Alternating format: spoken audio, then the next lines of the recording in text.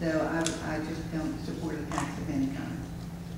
Mr. Warner, let's take an example of the automobile industry. Value-added tax would apply before it's brought out of the ground. Once the steel is processed, you get another tax there. When we move to the automobile company, they add a tax to it, and when it gets to the retailer to actually sell it to you, yet another one.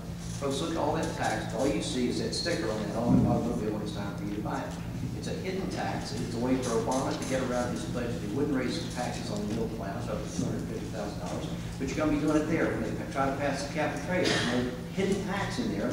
It's going to raise your utility bills, so he can say that he didn't raise taxes, but more and more money is coming out of your pocket. It's absolutely terrible. We need to stop it. I'm not just going to sit there and wait for it to come up for a vote and then vote against it. No, you need to get in front right now and educate people what's going on so that everybody will stand up together and prevent it before it even comes up for a vote. This administration during their office said that they wanted a transparent administration. And for someone who wanted something transparent, this is the most non-transparent item on the agenda. It is not visible to you as the taxpayer. It is just a way for the politicians to evade their responsibility for making long-term decisions that will solve our financial crisis long-term. They aren't willing to do that. Historically speaking, by reducing taxes, we've increased revenues. But this administration seems not likely to want to follow anything that the Republicans have done that has made this country prosper in past years. I say it's time to make a change in Washington and get them out of there so we can bring prosperity back to this country. Value-added tax is commonly associated with Europe. And I don't know about you all, but I'm really tired of America trying to look like Europe. With its European health care plan, now they're looking at a tax plan. We need to keep it. We know that the IRS is bad. We know it needs to be changed. The problems with it. We have to address that, but we're not going to address it through adding another value-added tax. I want us to be America. I want us to find ways that we can do it, this tax. I believe there are structures that we can do within our tax when we change the IRS, when we address this issue. But it's not adding a value-added tax. It's a hidden tax that people don't understand what they're paying for when they pay for it. This is America. Let's stay with our version and not what's happened in another country. Thank you, sir. Ms. Hall, next question. Do you think that we can realistically become energy independent as a nation, and how? Yes, we can. I just discovered that the United States government owns 1/3 of the west coast of the United States. The government has elected not to drill under the Rocky Mountains. They have, the Obama administration has selected a few places off the shore to drill.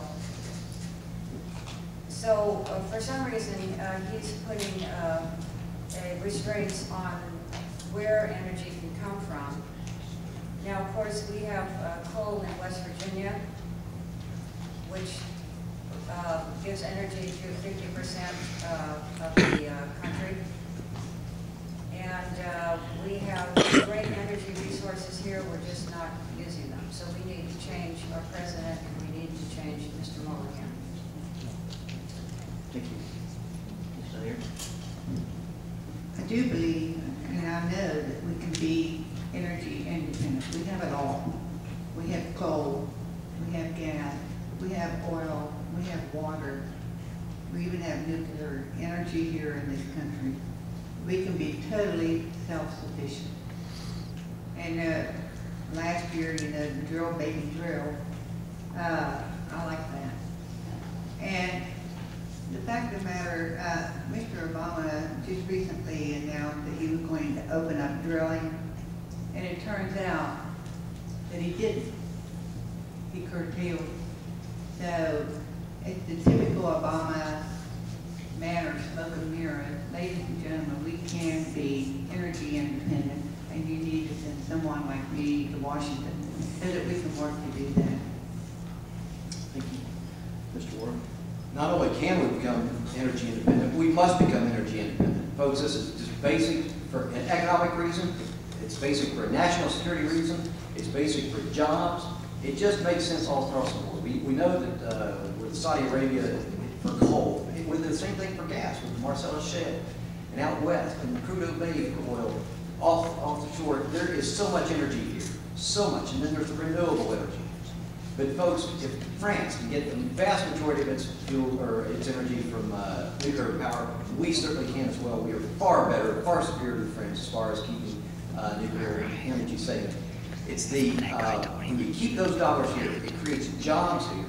It creates a national security where we're not relying on Middle East oil. We're sending our dollars over to foreign regimes and then use it to turn to terrorist organizations and then try to kill our soldiers on the battlefield. Folks, it makes sense. We've got to do it for economic reasons. We've got to do it for national security reasons. And yes, it can be done.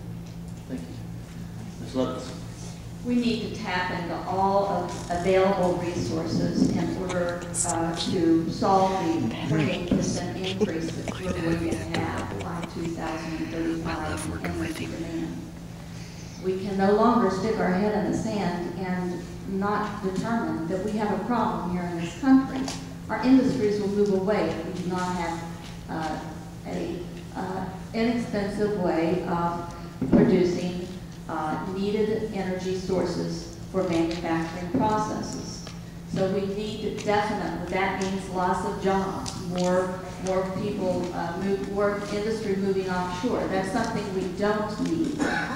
We also need to supply a greater demand of electricity that's being brought forward by increasing populations. So we need to take advantage of all available resources and pull back on regulations. We know how to do things the right way. Our technology over the years has proven it such. Thank you. Mr. McKinley? Energy independence. We all know that we have the possibility with coal, wind, nuclear, water. But again, it's coal for us in West Virginia. And right now we have 75 mines permits that are being held up by the EPA. 75 mines that could have been open and creating jobs, giving us greater energy independence. 75 mines that could be providing opportunities for us, for West Virginia to grow. We have an EPA that's over-regulating, causing us problems. When we look at the Department of Energy that was established, it was supposed to help us, but actually we're now more dependent on foreign oil and foreign product than we were before we started the Department of Energy. We've got a cap and trade that's threatening our very coal industry.